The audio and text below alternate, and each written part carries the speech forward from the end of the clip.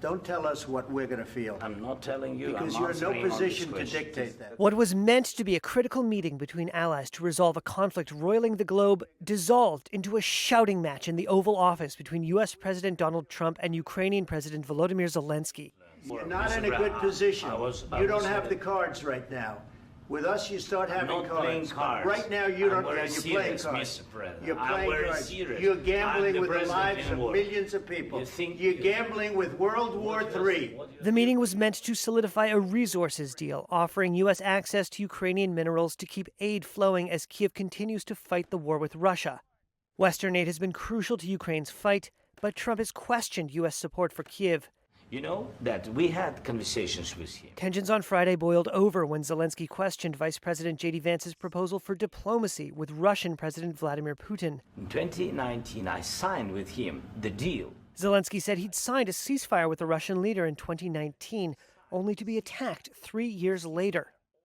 What kind of diplomacy, J.D., you are speaking about? What do you mean? I'm talking about the kind of diplomacy that's going to end the destruction of your country. Yes, but if you Mr. President, with respect, I think it's disrespectful for you to come into the Oval Office and try to litigate this in front of the American media. The mention of disrespect seemed to trigger Trump's wrath, who proceeded to berate the foreign leader. Your country is in big trouble. I know. You're not winning. You're not winning this. You have a damn good chance of coming out okay because of us. Mr. President, we are staying in our country, staying strong. The meeting really devolved, I think it's fair to say, into an argument. Reuters correspondent Jeff Mason said he'd never seen an episode like that in 16 years of covering the White House. Not something you would normally see in diplomacy. This also showed that the tensions that have been bubbling up between the two leaders in the last couple of weeks not only were below the surface, but came above the surface. President Trump recently calling Zelensky a dictator, then sort of moving back from that a little bit yesterday when he was asked about it. He didn't use that language again today, but he certainly wasn't happy with being challenged by the Ukrainian president. And as a result, they canceled a press conference that was planned for today, and President Zelensky departed the White House early.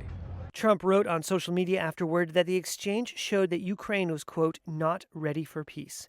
Zelensky left the White House early without signing a minerals deal. It's great to be at your side once again. We're going to stay at your side. The episode marked a stunning turnaround from the previous administration when U.S. President Joe Biden rallied Western nations to defend Ukraine in the face of Russia's invasion. You got to be more thankful. Because let me tell you, you don't have the cards. Trump has pledged to end the war without outlining precisely how. Later, a senior U.S. official said Friday's clash will speed up Washington's efforts to investigate any waste, fraud, and abuse involving U.S. aid to Ukraine.